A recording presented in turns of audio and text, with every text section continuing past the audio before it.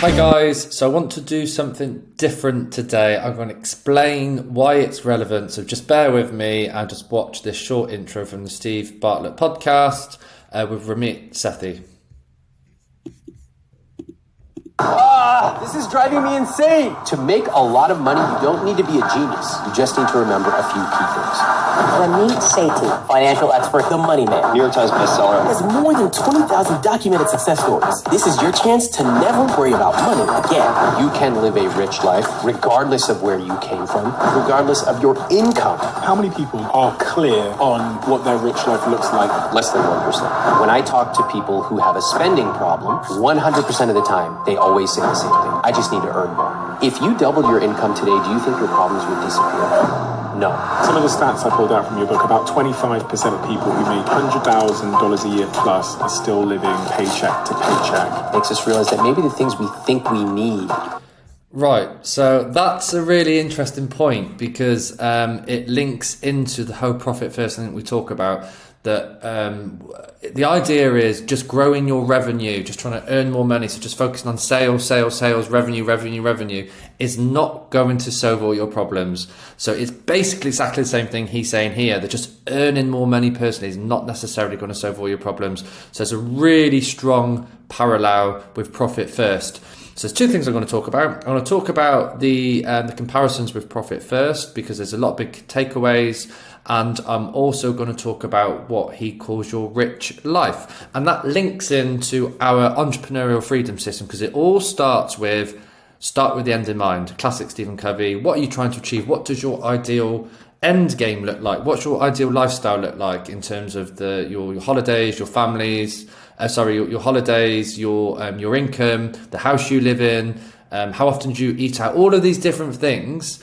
What days do you work? That is part of building your rich life or creating the vision of your life. So I'm going to let the video do the talking for me, and let's dive into that now. What are those numbers that I need to know? There's 4 numbers that I really like to track. I track these myself, and these are the numbers I encourage. The first is your fixed costs. Okay. Those would be your rent or your mortgage, your any debt payments, groceries, the money that you are spending every single month that is essentially fixed. And the number I recommend for that is 50 to 60% of your take-home pay. So that would be... Right, I just want to stop there because that's one of the first comparisons with profit first. So with profit first, what we say is for every, let's say £100 that hits your bank, what percentage do you need to pay yourself as a business owner? What percentage do you need to put aside for your profit? What percentage can you afford to run the business, for your overheads? And it's exactly what he's saying here. In terms of your household, aim for a percentage, pretty much profit first style, in terms of your fixed costs. He now goes on to talk about investments, which is equivalent to having a spare profit for a rainy day in your business. If you're spending 50 to 60% of what you make, what you take home on your rent, your groceries, any debt payments, your car, you're in good shape. Okay. The next one is your savings. That would be roughly 5 to 10%. Savings would be things like an emergency fund, savings for a down payment, for a car. Right, so I think you get the message there. He's got a system very similar to Profit First in terms of percentages. As a rule of thumb, a healthy household, what they should be spending, which is a great start. So actually it tells us we can use Profit First, or that way of thinking, in our own lives. And in many ways, that's where it started from. It started from people having cash and putting it into envelopes, different little envelopes of money to pay for different things. I'm just going to fast forward because I want to get into the nitty gritty of your rich life. It's treating your friends, whatever your take home pay. And you will be able to benchmark how you are. And I can also tell where you are out of alignment. So I'll give you an example. When I ask people, what is your rich life? One of the common answers they say is, I want to do what I want, when I want. I go, oh God, not this answer again. I hear it every day. I go, wow, that's so interesting. So what do you want? They go, most people have never thought beyond a trite answer. So then the next answer I often get is freedom. I want freedom. I go, great, that sounds good. What is freedom? I want to do what I want, when I want. I look at their numbers and I see a huge payment that they're making to a 30-year mortgage. I see debt payments. I see car payments.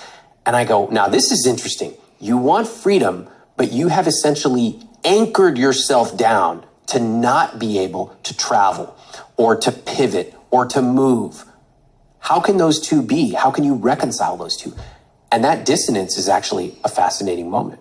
I love when we experience dissonance. We all do. I say that I want to work out more, but I don't work out more. Why? And what you'll discover is people often, they simply have never thought about it. What our rich life is, these generic phrases, freedom, flexibility, it's just words. What I really want somebody to say, I want them to go a lot deeper, is to say, I want to be able to travel for 6 weeks a year. I want to go to London. I want to go to New Delhi. I want to go to Thailand because I want to visit my family. That's a good start. If we get even more specific, they tell me what seat on the airline they're sitting on. They tell me where they're eating. They tell me who they're bringing with them. But to simply say, I want freedom. Right, so that's actually my big takeaway, guys, is when you, linking back to the entrepreneurial freedom system, we start with your vision, we start with the end in mind. So if you're a business owner, you're not crystal clear what you're trying to achieve, this is part of the problem. And really, when it comes to your business, it's all about your personal life, your personal goals, your rich life. So I think there's a lot of takeaways in terms of how specific you get with what you're trying to achieve in your business.